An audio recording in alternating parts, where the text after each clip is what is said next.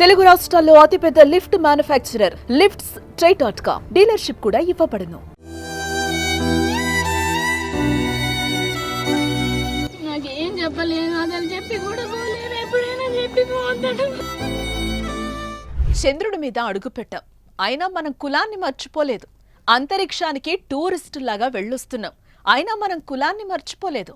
స్పేస్లో కూర్చుని నెలకు నెలలు పరిశోధనలు చేస్తున్నాం, అయినా మనం కులాన్ని మర్చిపోలేదే. నాడు మిర్యాలగూడ అమృత ప్రణయ్, నేడు సూర్యాపేటలో భార్గవి కృష్ణ. కులహంకారానికి ఇంకా ఎన్ని ప్రాణాలు బలైపోవాలి? కులం పేరుతో ఇంకా ఎన్ని హత్యలు జరగాలి? ఈ ప్రశ్నలు వేస్తున్నది నేను కాదు, పరువు హత్యలో భర్తను కోల్పోయిన భార్గవి ఈ సమాజానికి వేస్తున్న ప్రశ్నలు.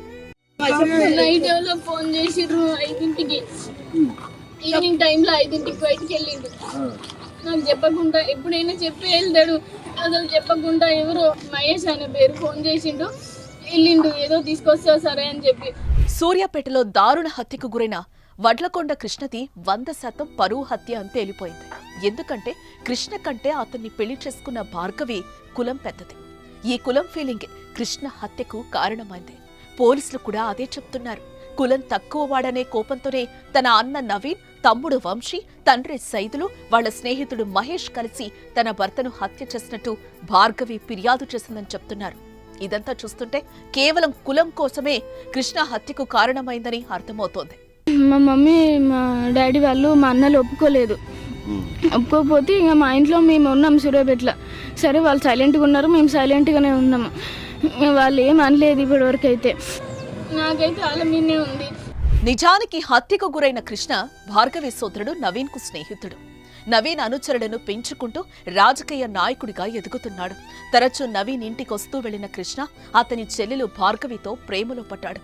అయితే ఈ ఇద్దరూ వాళ్ల ప్రేమ వ్యవహారాన్ని నవీన్ కుటుంబానికి చెప్పారు. వాళ్లు పెళ్లికి ఒప్పుకోకపోవటంతో ఇద్దరు కలిసి ఇల్లు వదిలి పారిపోయారు.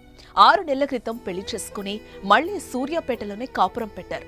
అప్పట్నుంచి భార్గవికి ఆమె పుట్టింటితో సంబంధాలు లేవు. అంతా కూల్ అవుతారని అనుకుంది భార్గవి. కానీ తన భర్త ఇంత దారుణంగా హత్యకు గురవుతాడని ఊహించలేకపోయింది. మమ్మీ అప్పుడప్పుడు మాట్లాడుతుండే అంతే. నాకైతే ఆయన ఫోన్ చేసిండు, ఆయన మీనే ఉంది. ఊకంటే ఆయన ఫోన్ చేస్తుండు, ఆడికి ఈడికి రమ్మంటుండు, ఏదేదో చెప్తుండు. నా కుటుంబ సభ్యులే నా భర్తను చంపేశారని భార్గవి చాలా స్పష్టంగా చెప్తోంది. ఇదే విషయాన్ని పోలీసులకు చెప్పి కేసు కూడా నమోదు చేసింది. తన భర్తను హత్య చేసేందుకు తన సోదరుడు నవీన్ చాలా పెద్ద ప్లాన్ వేశాడని, దాన్ని నేను పసిగట్టలేకపోయానని చెప్తోంది. 2 నెలలుగా బైరు మహేష్ అనే వ్యక్తి తన భర్త కృష్ణతో స్నేహం చేస్తూ వచ్చాడని, చిన్న చిన్న సెటిల్మెంట్లు చేస్తూ డబ్బులు పంచేవాడని చెప్పుకొచ్చింది. ఆదివారం కూడా సెటిల్మెంట్ కోసమే కృష్ణను ఇంట్లోంచి తీసుకెళ్లిన మహేష్ రాత్రి వరకు అతన్ని ఇంటికి పంపలేదని చెప్తోంది. లాస్ట్ కాల్ కూడా మహేష్ ఫోన్ నుంచే వచ్చిందని, 10 నిమిషాల్లో ఇంటికొస్తానని కృష్ణ తనతో చెప్పాడన్న భార్గవి తెల్లవారే వరకు అతను రాలేదని, చివరికి మూసీ కెనాల్ కట్టపైన శవమై తేలాడని బోరున విలపిస్తోంది.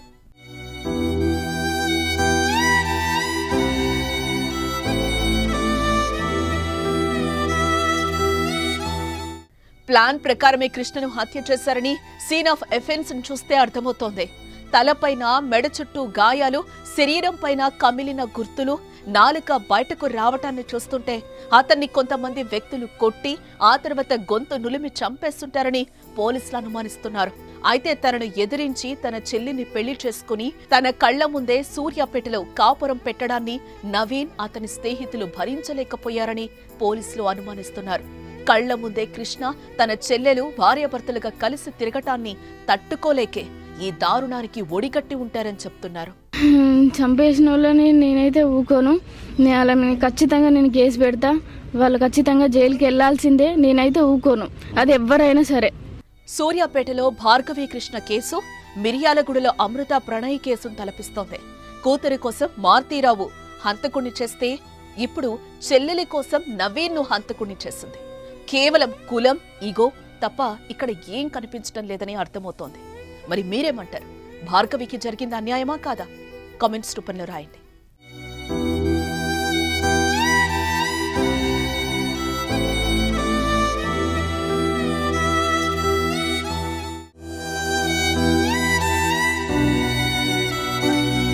నాకేం చెప్పలేదు, అతను చెప్పి కూడా పోలేదు, ఎప్పుడైనా చెప్పి పోతాడు. చంద్రుడి మీద అడుగుపెట్టాం, అయినా మనం కులాన్ని మర్చిపోలేదు. అంతరిక్షానికి టూరిస్టులాగా వెళ్ళొస్తున్నాం, అయినా మనం కులాన్ని మర్చిపోలేదు. స్పేస్లో కూర్చుని నెలకు నెలలు పరిశోధనలు చేస్తున్నాం, అయినా మనం కులాన్ని మర్చిపోలేదే. నాడు మిర్యాలగూడ అమృత ప్రణయ్, నేడు సూర్యాపేటలో భార్గవి కృష్ణ. కులహంకారానికి ఇంకా ఎన్ని ప్రాణాలు బలైపోవాలి? కులం పేరుతో ఇంకా ఎన్ని హత్యలు జరగాలి? ఈ ప్రశ్నలు వేస్తున్నది నేను కాదు, పరువు హత్యలో భర్తను కోల్పోయిన భార్గవి ఈ సమాజానికి వేస్తున్న ప్రశ్నలు. నైట్ ఎవరో ఫోన్ చేసిర్రు 5ంటికి, ఈవినింగ్ టైంలో 5ంటికి బయటికి వెళ్ళిండు. నాకు చెప్పకుండా, ఎప్పుడైనా చెప్పి వెళ్తాడు, అసలు చెప్పకుండా ఎవరో మహేష్ అనే పేరు ఫోన్ చేసిండు, వెళ్ళిండు, ఏదో తీసుకొస్తా సరే అని చెప్పి.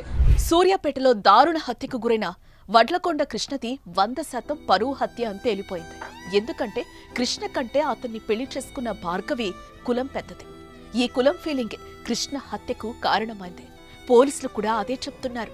కులం తక్కువ వాడనే కోపంతోనే తన అన్న నవీన్, తమ్ముడు వంశీ, తండ్రి సైదులు, వాళ్ల స్నేహితుడు మహేష్ కలిసి తన భర్తను హత్య చేసినట్టు భార్గవి ఫిర్యాదు చేసిందని చెప్తున్నారు. ఇదంతా చూస్తుంటే కేవలం కులం కోసమే కృష్ణ హత్యకు కారణమైందని అర్థమవుతోంది. మా మమ్మీ, మా డాడీ వాళ్ళు, మా అన్నలు ఒప్పుకోలేదు. ఒప్పుకోకపోతే ఇంకా మా ఇంట్లో మేము ఉన్నాం సూర్యాపేటలో. సరే, వాళ్ళు సైలెంట్గా ఉన్నారు, మేము సైలెంట్గానే ఉన్నాము. వాళ్ళు ఏం అనలేదు ఇప్పటివరకు అయితే. నాకైతే వాళ్ళ మీదే ఉంది. నిజానికి హత్యకు గురైన కృష్ణ భార్గవి సోదరుడు నవీన్ కు స్నేహితుడు. నవీన్ అనుచరులను పెంచుకుంటూ రాజకీయ నాయకుడిగా ఎదుగుతున్నాడు. తరచూ నవీన్ ఇంటికొస్తూ వెళ్లిన కృష్ణ అతని చెల్లెలు భార్గవితో ప్రేమలో పడ్డాడు. అయితే ఈ ఇద్దరూ వాళ్ల ప్రేమ వ్యవహారాన్ని నవీన్ కుటుంబానికి చెప్పారు. వాళ్లు పెళ్లికి ఒప్పుకోకపోవటంతో ఇద్దరు కలిసి ఇల్లు వదిలి పారిపోయారు. 6 నెలల క్రితం పెళ్లి చేసుకుని మళ్లీ సూర్యాపేటలోనే కాపురం పెట్టారు. అప్పట్నుంచి భార్గవికి ఆమె పుట్టింటితో సంబంధాలు లేవు. అంతా కూల్ అవుతారని అనుకుంది భార్గవి. కానీ తన భర్త ఇంత దారుణంగా హత్యకు గురవుతాడని ఊహించలేకపోయింది. మమ్మీ అప్పుడప్పుడు మాట్లాడుతుండే అంతే. నాకైతే ఆయన ఫోన్ చేసిండు, ఆయన మీనే ఉంది. ఊకంటే ఆయన ఫోన్ చేస్తుండు, ఆడికి ఈడికి రమ్మంటుండు, ఏదేదో చెప్తుండు. నా కుటుంబ సభ్యులే నా భర్తను చంపేశారని భార్గవి చాలా స్పష్టంగా చెప్తోంది. ఇదే విషయాన్ని పోలీసులకు చెప్పి కేసు కూడా నమోదు చేసింది. తన భర్తను హత్య చేసేందుకు తన సోదరుడు నవీన్ చాలా పెద్ద ప్లాన్ వేశాడని, దాన్ని నేను పసిగట్టలేకపోయానని చెప్తోంది. 2 నెలలుగా బైరు మహేష్ అనే వ్యక్తి తన భర్త కృష్ణతో స్నేహం చేస్తూ వచ్చాడని, చిన్న చిన్న సెటిల్మెంట్లు చేస్తూ డబ్బులు పంచేవాడని చెప్పుకొచ్చింది. ఆదివారం కూడా సెటిల్మెంట్ కోసమే కృష్ణను ఇంట్లోంచి తీసుకెళ్లిన మహేష్ రాత్రి వరకు అతన్ని ఇంటికి పంపలేదని చెప్తోంది. లాస్ట్ కాల్ కూడా మహేష్ ఫోన్ నుంచే వచ్చిందని, 10 నిమిషాల్లో ఇంటికొస్తానని కృష్ణ తనతో చెప్పాడన్న భార్గవి తెల్లవారే వరకు అతను రాలేదని, చివరికి మూసీ కెనాల్ కట్టపైన శవమై తేలాడని బోరున విలపిస్తోంది.